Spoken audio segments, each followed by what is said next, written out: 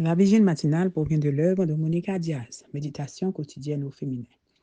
La méditation de ce matin, aujourd'hui, 3 décembre 2024, est tirée de Éphésiens 4, verset 31. Que toute amertume, animosité, colère, clameur, calomnie, ainsi que toute méchanceté soit ôtée du milieu de vous. Bien plus que remplir l'estomac, page 346. Nous parlions hier des avantages dont nous nous privons lorsque nous ne prenons pas l'habitude de manger en famille. Mais je dois préciser aujourd'hui que le bienfait ne réside pas dans le fait de nous asseoir tous à table, mais dans le fait de le faire de la bonne manière. Ni les tables, ni les chaises, ni le fait d'être tous dans le même espace ne sont des éléments magiques qui produisent des bienfaits par eux-mêmes. Le succès de cette habitude dépend de la manière dont nous nous y prendrons.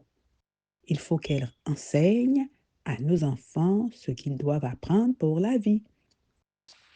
Veillez à ce que les aliments soient sains. Fruits, légumes et crudités, simples, peu transformés et en quantité appropriée. Vous pouvez faire preuve de créativité en disposant les plats en forme de visage heureux. Éteignez la télévision. Laissez de côté les téléphones portables et les jeux vidéo. Vous pouvez diffuser de la musique douce et instrumentale en fond sonore.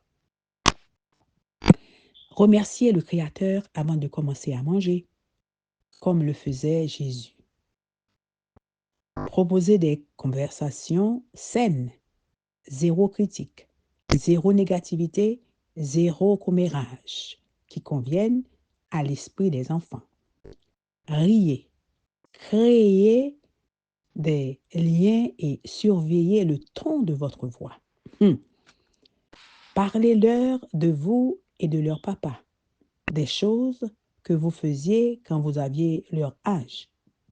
Cela leur permettra d'établir un lien avec vous et d'apprendre l'histoire de votre famille et les motivera à rester assis à table. Ayez de bonnes manières afin que vos enfants puissent les imiter. On n'enseigne pas avec des sermons, on n'enseigne pas l'exemple. Par exemple, demander en disant « s'il te plaît », dire merci, ne pas se servir une boisson sans demander d'abord qui en veut sont des détails fondamentaux. Ne pressez pas les enfants. C'est un moment où ils peuvent aller à leur propre rythme et apprécier le rituel d'être ensemble à table sans pression. Parfois, pour rendre la chose plus amusante, vous pouvez manger dans des endroits inattendus, sous la table, en campant dans le jardin ou en pique-niquant dans le salon. Parlez-leur de Jésus pendant qu'ils mangent.